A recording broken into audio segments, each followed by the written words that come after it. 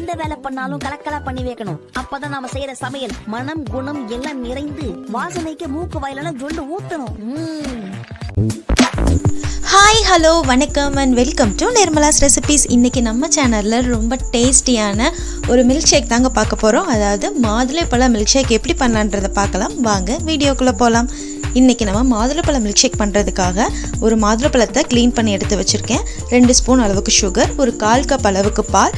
இது வந்துட்டு நம்மளோட ஐஸ் க்யூப் ட்ரேயில் வந்து பாலை ஊற்றி அதை க்யூப்ஸாக ரெடி பண்ணி வச்சுருக்கேன். இவ்வளோ தான் இதுக்கு தேவையான பொருட்கள். இப்போ எப்படி பண்ணலான்றதை பார்த்துடலாம்.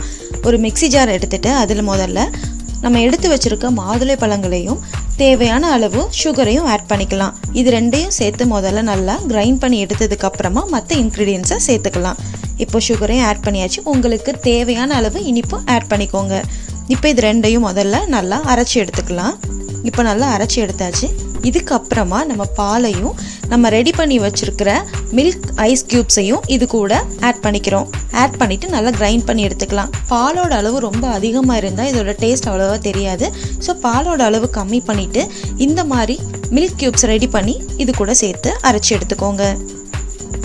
இப்போ இது எல்லாத்தையும் நல்லா சேர்த்து அரைச்சி எடுத்ததுக்கப்புறம் நம்மளோட யம்மியான மாதுளைப்பழ மில்க் ஷேக் ரெடி ஆயிரும். இப்போ நம்மளோட மாதுளைப்பழ மில்க் ஷேக் ரெடி ஆயிடுச்சு. ரொம்ப க்ரீமியாக இருக்கும். கண்டிப்பாக உங்கள் குழந்தைங்களுக்கு இதை செஞ்சு கொடுங்க.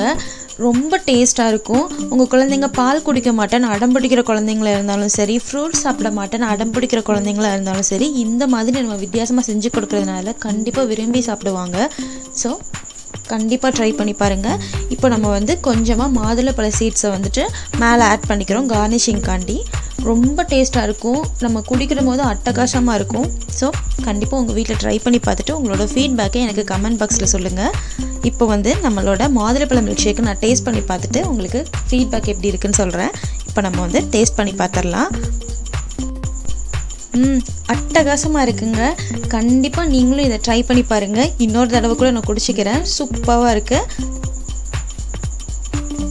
ஓகே, நீங்களும் கண்டிப்பாக இதை ட்ரை பண்ணி பாருங்கள். நீங்கள் இன்னும் நம்ம சேனலை சப்ஸ்கிரைப் பண்ணலன்னா சேனலை சப்ஸ்கிரைப் பண்ணிக்கோங்க. கூடவே அந்த பெல் ஐக்கானையும் கிளிக் பண்ணிடுங்க. அப்போ தான் நான் போடுற வீடியோட நோட்டிஃபிகேஷன் உங்களுக்கு உடனே கிடைக்கும். தேங்க்யூ ஃபார் வாட்சிங்.